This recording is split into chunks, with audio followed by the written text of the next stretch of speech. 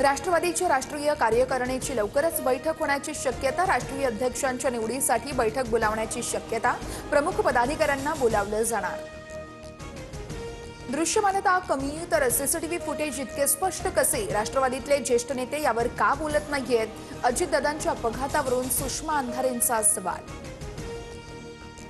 भाजपने दादांवर केलेले 70,000 कोटींच्या घोटाळ्याचे आरोप होतांड। सामनाच्या अग्रलेखातून निशाणा तर बदनामीबाबत मोदी फडणवीसांनी दादांच्या कुटुंबियांची माफी मागावी अशीही मागणी।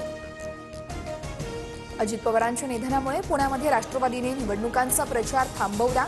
मतदारांना केवळ पत्रकं वाटून प्रचार केला जाणार। उमेदवारांच्या कोणत्याही सभा रोड शो न घेण्याचाही निर्णय।